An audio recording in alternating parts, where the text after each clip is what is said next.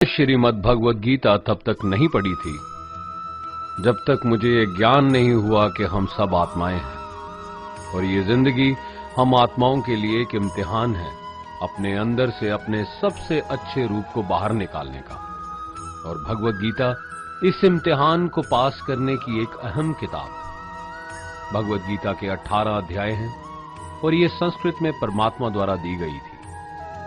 समय के साथ संस्कृत भाषा रोजमर्रा की जिंदगी से निकल गई और ये ज्ञान मनुष्य से दूर हो गया। समय समय पर भगवद गीता के साधारण अक्षरों में अनुवाद किया गया।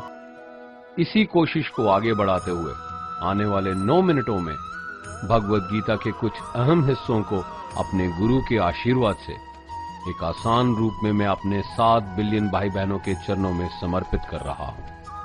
ये ज्ञान परमात्मा ने भगवान कृष्ण के द्वारा सबसे बड़े इस धर्म युद्ध महाभारत की रणभूमि कुरुक्षेत्र में अर्जुन को कुछ 5000 साल पहले दिया। ये वो वक्त था जब धर्म का बार बार उल्लंघन हुआ, परमात्मा का डर मनुष्य से निकल गया। लालच की होड़ में भाई ने भाई को मारने की कोशिश की और यही नहीं, एक ब्याहता औरत को भरी सभा में अपने बड़ों के सामने अपमानित किया गया। इससे पहले कि मनुष्य जाति धर्म युग से निकलकर पूर्ण रूप से कलयुग में जाती, युद्ध की रणभूमि में युद्ध से कुछ पहले परमात्मा ने गीता भगवान कृष्ण के द्वारा मनुष्य जाति के कल्याण के लिए दी। ऐसे ही जैसे कभी तुरा मोसेस को, गॉस्पेल जीसस को और कुरान प्रॉफिट मोहम्मद को दी। गीता, बाइबल, कुरान, तुरा, गुरु ग्रंथ साहिब परमात्मा द्वारा दी गई किताबें हैं जो किसी एक धर्म के लिए नहीं बल्कि पूरी मनुष्य जाति के लिए, पूरी इंसानियत के लिए, सब आत्माओं के लिए, क्योंकि ये आत्मा को परमात्मा के बारे में, उसकी सृष्टि के बारे में और सबसे अहम ये उन कायदों के बारे में समझाती है जिनका आत्मा को मनुष्य के रूप में हर हाल में पालन करना होगा, रक्षा करनी होगी। और इन्हीं कायदों की बुनियाद पे एक आत्मा को शरीर त्यागने के बाद परखा जाएगा और इस परीक्षा से पास होने पे हमेशा के लिए इस जन्म और मृत्यु से मुक्ति मिलेगी। परमात्मा भगवद गीता में कहते हैं कि मैं ही सबकी शुरुआत हूं, मैं शुरू से भी पहले था और सब खत्म होने के बाद भी रहूंगा। सब मुझ में है और मैं सब में हूं। जो भी तुम छू सकते हो, देख सकते हो, चख सकते हो या सुन सकते हो, वो सब मैं हूं। ये नदियां, पहाड़, सूरज, ग्रहण, चांद, सितारे सब मैंने बनाए हैं। मैंने ही भगवान, शैतान, राक्षस और इंसान बनाया। मैं सर्वव्यापी हूं, सब में रहता हूं, सब में मैं हूं, मैं हूं, मैं ही हूं। मैं ही ब्रह्मा बन के सब बनाता हूं और रुद्रा बन के सब नष्ट कर देता हूं। मैं ये सृष्टि यूं ही बनाता और तोड़ता रहूंगा ताकि आत्माओं को मौके मिल सके इस जन्म और मृत्यु से एक दिन मोक्ष पाने को, हमेशा के लिए परमात्मा के साथ रहने को। भगवद गीता कहती है कि इस सबसे बड़ी परीक्षा के लिए परमात्मा ने प्रकृति का निर्माण 5 तत्व हवा, अग्नि, जल, पृथ्वी और ईथर से किया, जिन्हें हम छू के, चख के, सूंघ के, देख के समझ सकते हैं। पर खुद परमात्मा इन 5 इंद्रियों की समझ से बाहर है। उन्हें आत्मा इन इंद्रियों से नहीं जान सकती।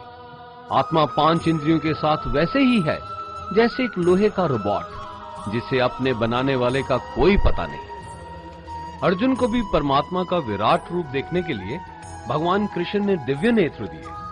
भगवद गीता समझाती है कि आत्मा अजन्मी है, इसे कोई मार नहीं सकता, कोई जला नहीं सकता, डुबा नहीं सकता, काट नहीं सकता।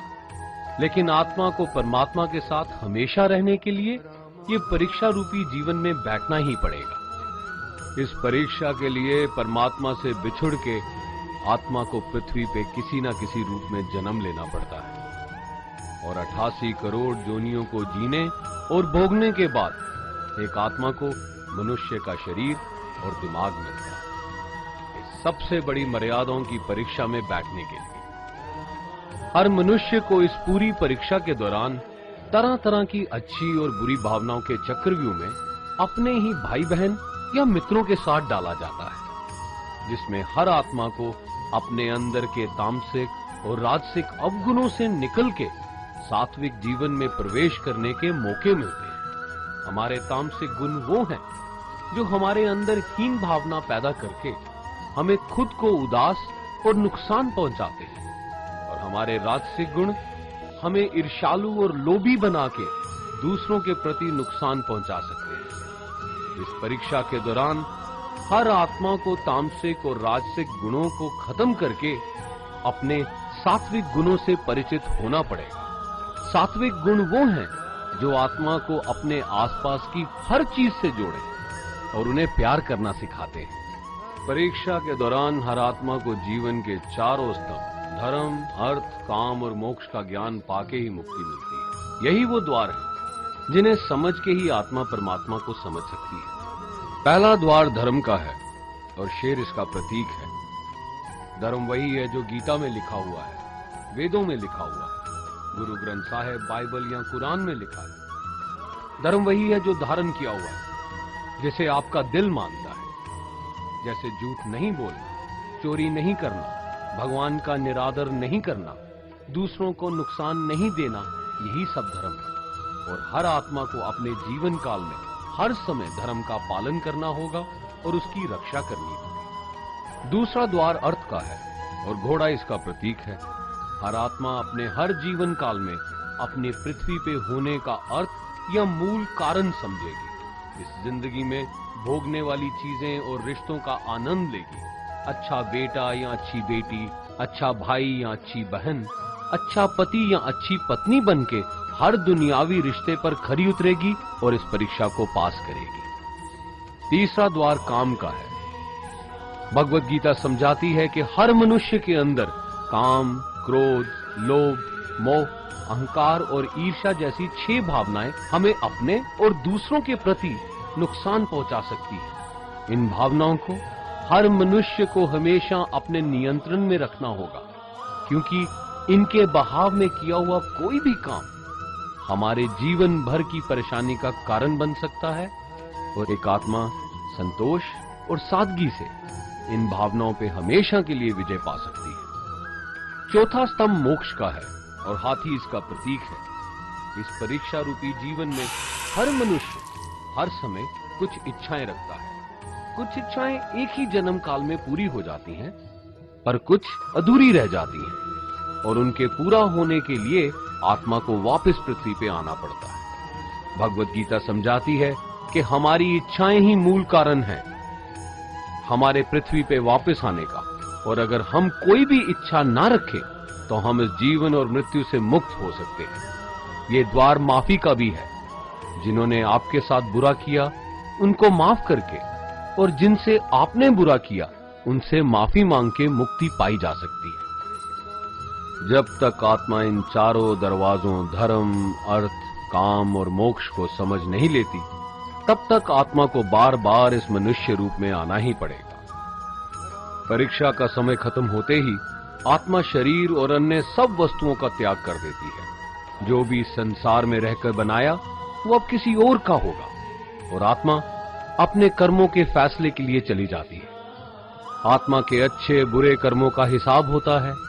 अपने अच्छे कर्मों के लिए आत्मा कुछ वक्त के लिए स्वर्ग और दुष्कर्मों के लिए नरक पे चले जाती है। नरक में आत्मा को अपने पापों के अनुकूल सजाएं मिलती हैं, पर सजा खत्म होने के बाद आत्मा को फिर से एक नया शरीर और नया दिमाग मिलता है इस परीक्षा में फिर से बैठने के लिए। और हर परीक्षा में वही सब फिर दोहराया जाएगा, जिंदगी के 4 स्तंभ धर्म, अर्थ, काम और मोक्ष को समझने के लिए। हर जन्म में अपने कई जन्मों के कर्मों के हिसाब से हर आत्मा को कभी अच्छे और कभी बुरे हालातों से जाना पड़ता है। लेकिन जब तक आत्मा परमात्मा के साथ योग को नहीं समझ लेती, वो मुक्ति नहीं पा सकती। भगवत गीता समझाती है कि मनुष्य अपने शरीर, दिमाग या दिल से भगवान को पा सकता है। शरीर द्वारा किए कर्मों के माध्यम से परमात्मा को पाने को कर्म योग कहते हैं। ऐसे कर्म जो परमात्मा की इच्छा से हो और दूसरों के कल्याण के लिए हो। वाल्मीकि ने रामायण लिख के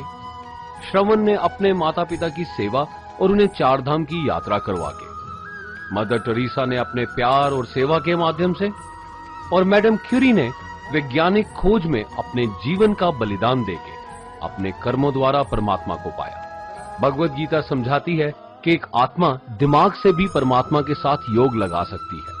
इसे राजा योग कहते हैं, क्योंकि दिमाग या मस्तिष्क सब इंद्रियों का राजा है।